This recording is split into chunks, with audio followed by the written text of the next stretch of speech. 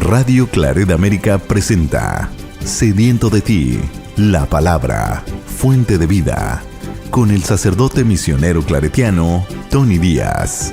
Reflexiones diarias del Evangelio. Aquí iniciamos.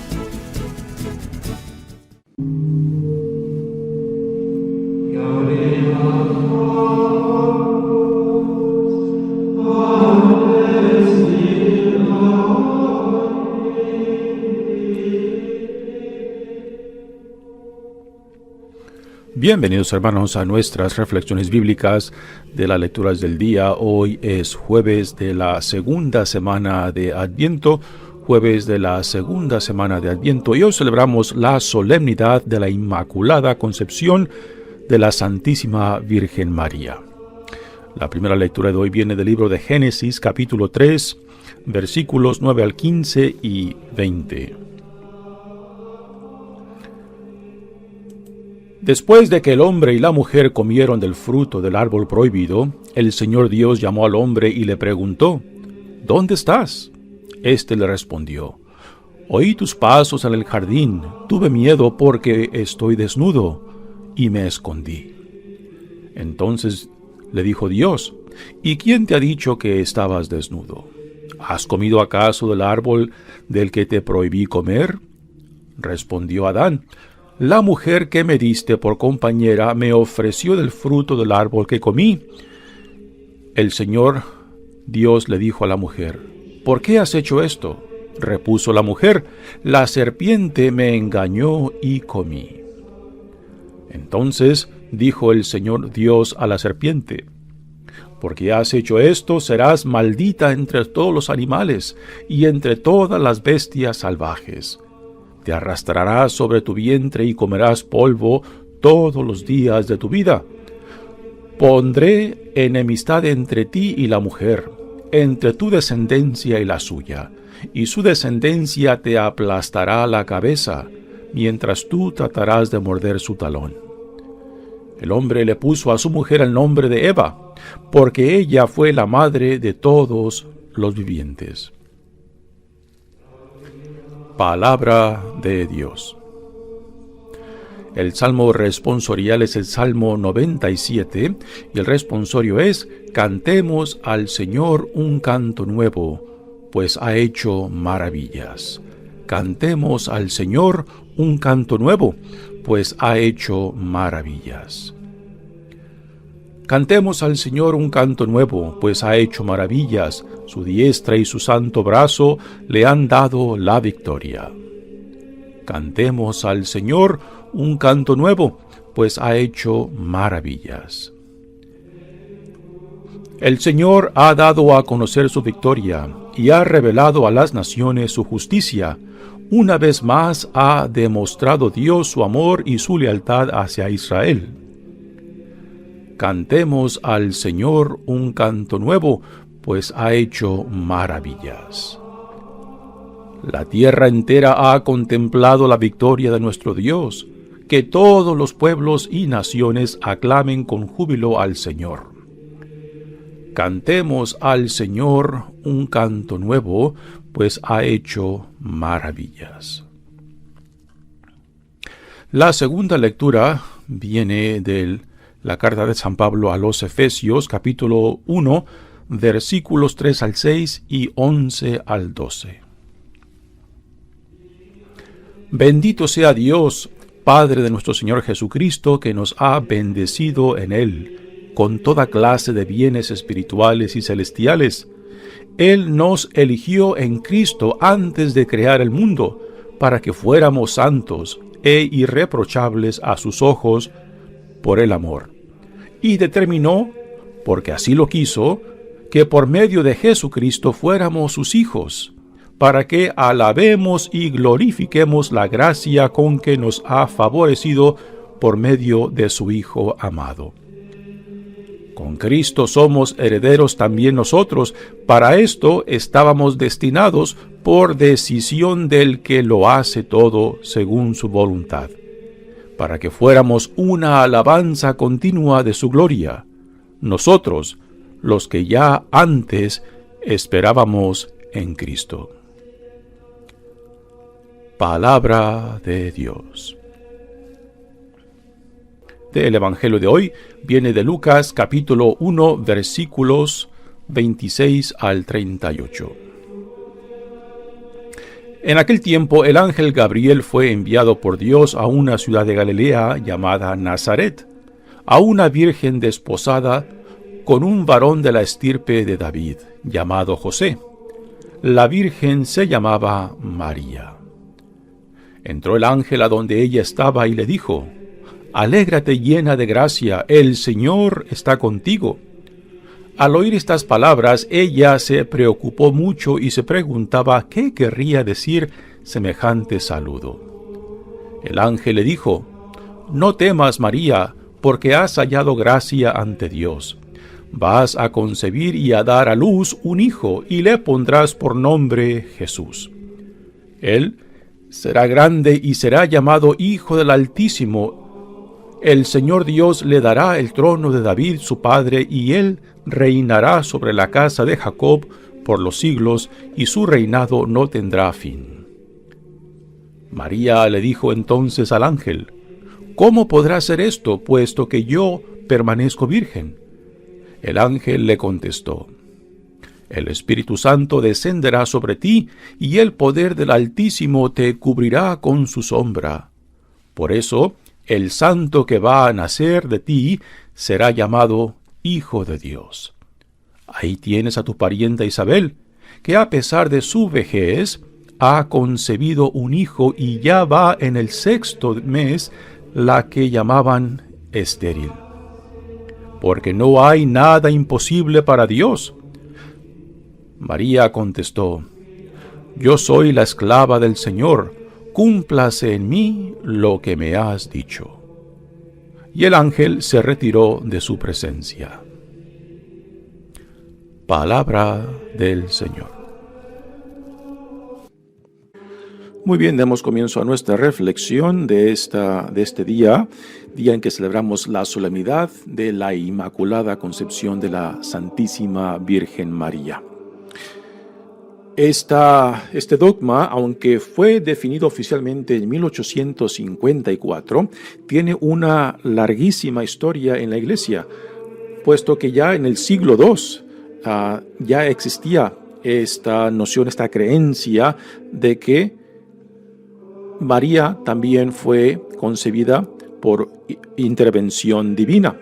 Esto lo tenemos en un protoevangelio de Santiago, que según los comentaristas que conocen este escrito, pues quizás viene del segundo siglo. Así que ya desde entonces se tienen estas creencias, estas devociones de que María también fue concebida por intervención divina y que por tanto, pues su concepción fue inmaculada, precisamente porque fue por intervención divina.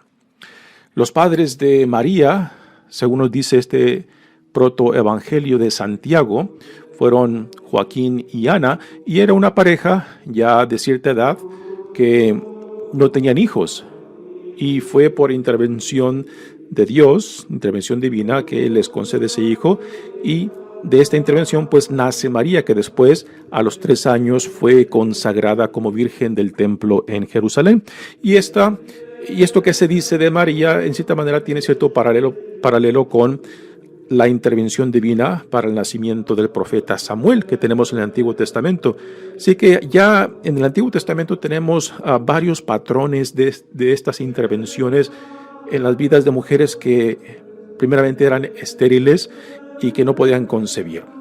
Es el caso de Sansón, es el caso del profeta Samuel, es el caso de Juan el Bautista, de quien escuchamos también hoy en el Evangelio, junto con el acercamiento de Dios por medio del arcángel Gabriel, que viene para anunciarle a María que Dios la ha escogido para que sea la madre de su Hijo, de nuestro Salvador, ¿no? Así que esta creencia, esta devoción acerca de la Inmaculada Concepción de María tiene larga historia, y cuando finalmente se promulgó este dogma en 1854, pues ya en la Iglesia ya esta devoción estaba profundamente enraizada, ¿no? Y fue, en cierta manera, por petición de la Iglesia en general, que el Papa, pues, dio este paso para declarar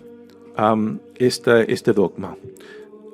Cuando se llevó a cabo esta definición dogmática, pues sí ocurrieron algunos dentro de la Iglesia que no estaban de acuerdo que se hiciera, se proclamara este dogma de que no era necesario, pues ya casi 2000 años había existido esta devoción sin la necesidad de una declaración formal dogmática e infalible.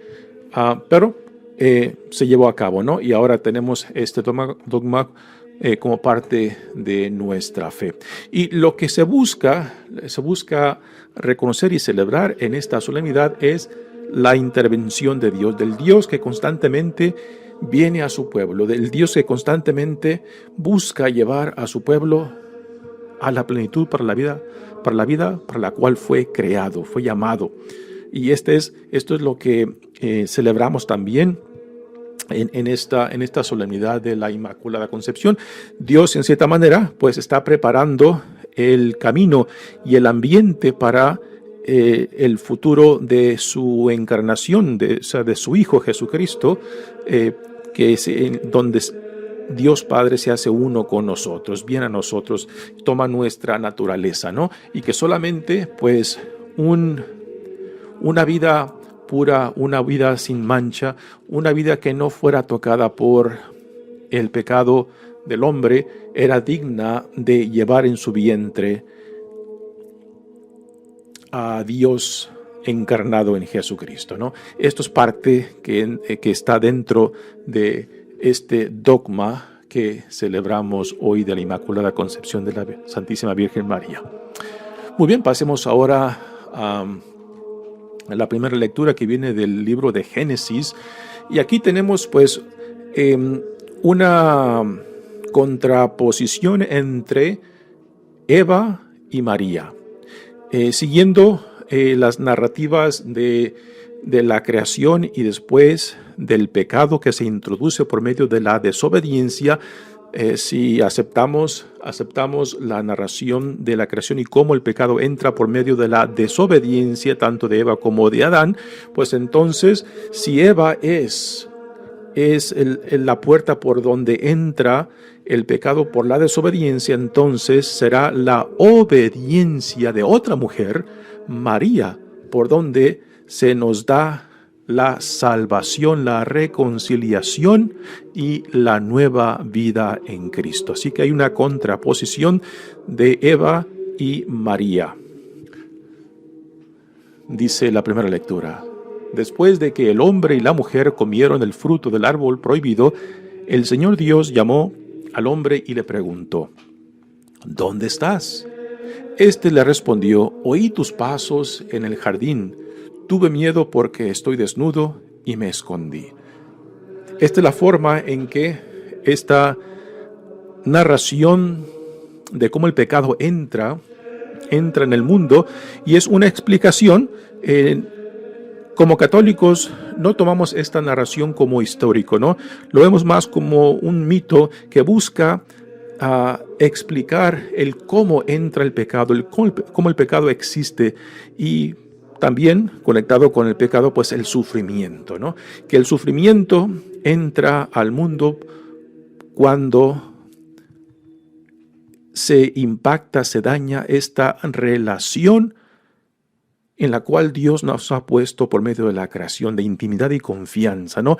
Y que cuando hemos desobedecido, cuando nos hemos rebelado, cuando hemos rechazado a lo que Dios nos llama, pues es ahí donde la desobediencia, y ya dentro de la desobediencia, dentro del pecado mismo, va incluido el castigo. No es que Dios tenga que castigarnos, puesto dentro del pecado mismo, dentro de la rebeldía, del rechazo, de dar la espalda a Dios, ya vienen las consecuencias, ya viene el castigo, ¿no? Y el castigo aquí Adán mismo lo manifiesta cuando su conciencia lo delata. Su conciencia le dice: has desobedecido, te has rebelado según lo que Dios te ordenó, te mandó, ¿no? Dice, oí tus pasos en el jardín, tuve miedo porque estoy desnudo y me escondí. ¿Quién de nosotros no hemos vivido esta experiencia, ¿no? Cuando nuestra conciencia nos acusa y nos dice, la regué. He ofendido no solamente a Dios, sino al prójimo y a mí mismo en mis pensamientos, en mis acciones, en mis actitudes, en lo que no he hecho, los pecados de omisión, ¿no? Y es la conciencia lo que nos dice, y es cuando reconocemos esto, pues también buscamos escondernos por vergüenza, porque reconocemos que hemos pecado, que hemos ofendido, que nos hemos rebelado, ¿no? Y es esto lo que Adán aquí manifiesta cuando se esconde de Dios, cuando previo a esta desobediencia parece que en el paraíso que Dios los ha puesto vivían en armonía, en intimidad y confianza, pero cuando entra el pecado, la desobediencia, entonces entra la vergüenza, entra el reconocer de que se ha revelado con aquel que en amor lo ha creado, en amor lo sostiene y en amor lo llama. Entonces Dios le pregunta, ¿y quién te ha dicho que estabas desnudo? ¿Has comido acaso del árbol del que te prohibí comer? Y aquí ahora entra algo que vemos repetirse constantemente en nuestras vidas, ¿no? Cuando no tomamos responsabilidad de lo nuestro. Y cuando no tomamos responsabilidad, pues siempre estamos culpando a otros. Adán dice, la mujer que me diste por compañera me ofreció del fruto del árbol y comí. Así que Adán le echa la culpa a Eva. Y ahora tenemos la respuesta de Eva. El Señor le dijo a la mujer, ¿por qué has hecho esto? Y Eva responde, la serpiente me engañó y comí. Así que Adán le echa la culpa a Eva, Eva le echa la culpa a la serpiente, que representa al tentador, al demonio. Originalmente, la imagen de Satanás no es la imagen de cuernos y cola con el trinche en la mano, ¿no? Esta es una imagen de Satanás que se nos da ya más del siglo XII, XIII en Europa. La imagen del tentador es una imagen celestial, que es parte de la corte celestial que sirve el papel como de acusador ante Dios, y no de la imagen esta terrible y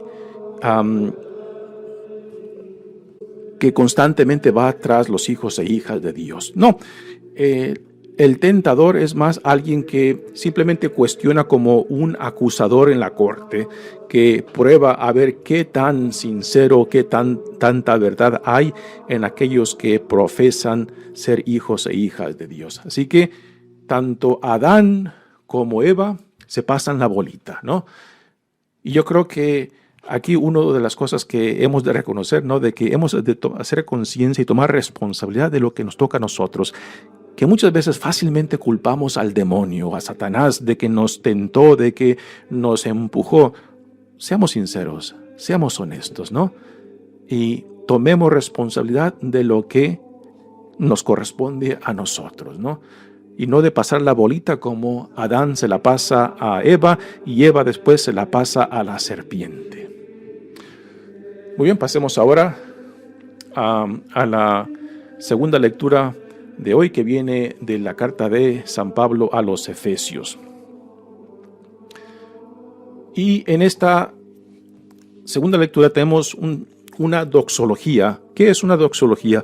Una doxología es una fórmula teológica que busca alabar, glorificar a Dios, ¿no? Y aquí en esta doxología que San Pablo nos presenta en esta carta a los Efesios, pues está glorificando tanto a Dios Padre como a Jesucristo, y más adelante glorificará también al Espíritu Santo. Así que es una doxología que busca glorificar, alabar a la Santísima Trinidad, aunque en este tiempo no existía el dogma ni la definición teológica de la Santísima Trinidad, pero ya están ahí los elementos fundamentales de donde después se formula el dogma de la Santísima Trinidad.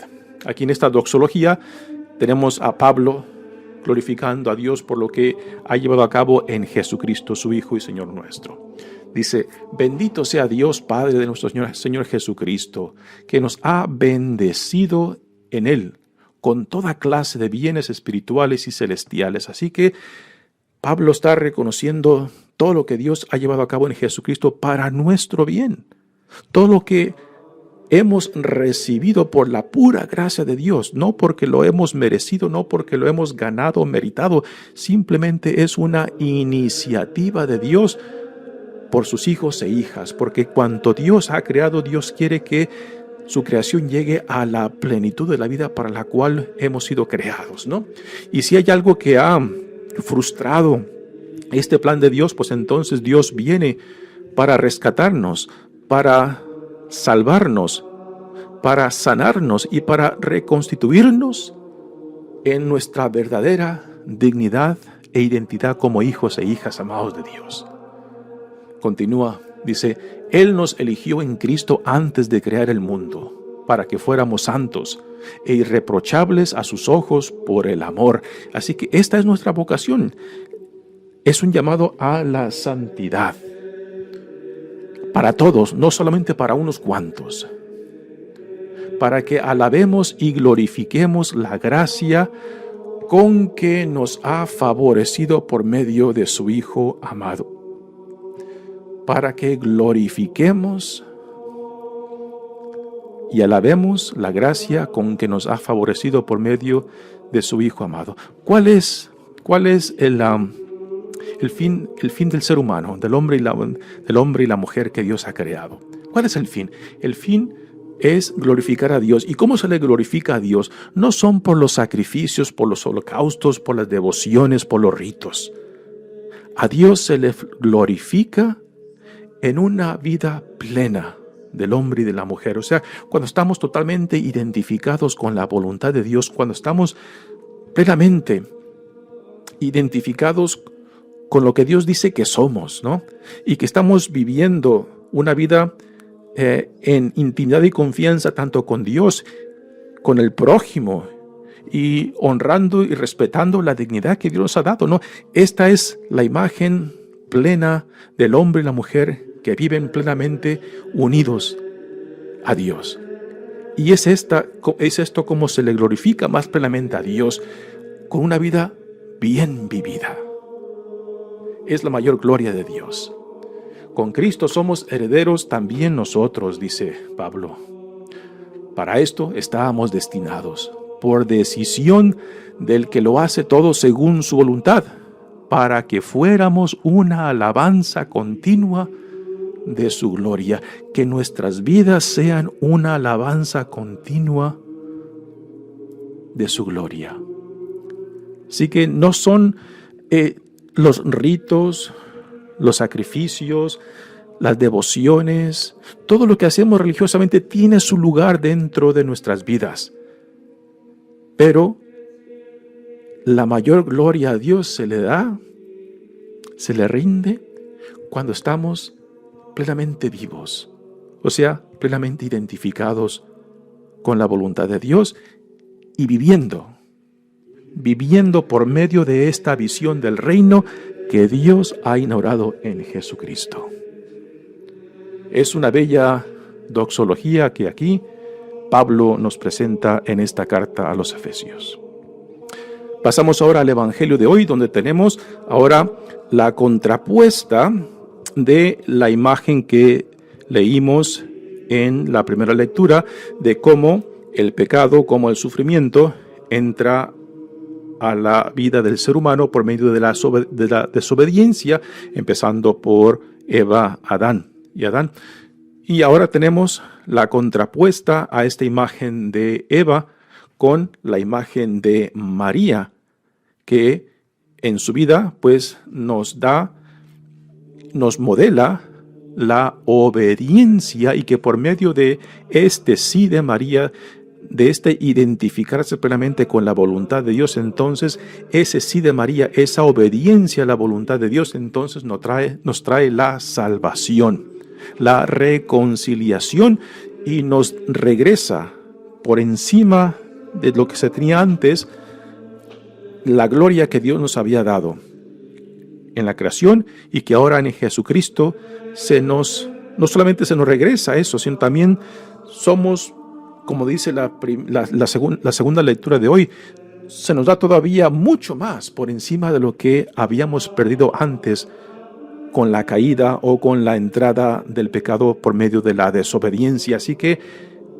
en este evangelio tenemos la contrapuesta de María, que por su obediencia, por su sí, por su confianza en Dios, entonces es la puerta para nosotros de la salvación, puesto que por medio de ella se nos da a nuestro Señor y Salvador Jesucristo. Y el evangelio viene de Lucas, y aquí se nos cuenta acerca de la concepción, de la Inmaculada Concepción, no de María, sino de Jesús. Ya les comenté en la primera lectura que el escrito de donde se toma en gran parte esta devoción, que después, en el siglo XIX, en 1854, se lleva a cabo la declaración dogmática de la Inmaculada Concepción de María, que está basada en parte en ese escrito del protoevangelio de Santiago, donde se nos narra acerca de cómo por intervención de Dios María nace. Y aquí en el evangelio de Lucas se nos dice acerca de la Inmaculada Concepción de Jesús, pero que Dios ya había preparado a María para este punto. Y con esto de preparar no queremos decir que ya María estaba forzada a aceptar esta decisión de Dios, no. Es una propuesta que Dios le hace a María, y se requiere la voluntad libre, la respuesta libre de María para decir: acepto, me las juego contigo, ¿no? Y es aquí donde realmente reside la gloria de María, en su sí, en su confianza, en su entrega a Dios. Y el evangelio es: el ángel del Señor, Gabriel, fue enviado por Dios a una ciudad de Galilea, llamada Nazaret, a una virgen desposada con un varón de la estirpe de David llamado José. La virgen se llamaba María. Así que María ya estaba desposada con José. El proceso de matrimonio tenía 3 etapas. La primera parte era cuando las familias hacían el arreglo entre ellos y decían: cuando lleguen a la edad, este joven y esta joven serán casados. El segundo paso en el proceso matrimonial era cuando se anunciaba públicamente que ya este joven y esta joven ya están comprometidos. Es el proceso de estar ya desposados, lo cual ya los comprometía públicamente y religiosamente. Lo único que faltaba era la tercera parte del proceso, cuando se llevaba a cabo la ceremonia y donde después la mujer pasaba de la casa del padre a la casa del esposo. Así que María y José estaban en la segunda etapa, donde ya estaban comprometidos públicamente, y es aquí cuando Dios viene y le hace esta propuesta a María. María, confusa, como es la reacción de ese encuentro con lo divino, con Dios, quizás porque no entiende el por qué está presenciando esto, ¿no? Y el arcángel le dice: no temas, María, porque has hallado gracia ante Dios. Vas a concebir y a dar luz a un hijo, y le pondrás por nombre Jesús. Él será grande y será llamado Hijo del Altísimo, y el Señor Dios le dará el trono de David. Aquí está la conexión entre Jesús y el linaje de la casa de David. Eso también lo tenemos en la genealogía que se encuentra tanto en Lucas como en Mateo, donde a Jesús se le conecta con David. María le dijo entonces al ángel: ¿cómo podrá ser esto, puesto que yo permanezco virgen? El ángel le contestó: aquí está la Inmaculada Concepción, que es por intervención de Dios que ella concibe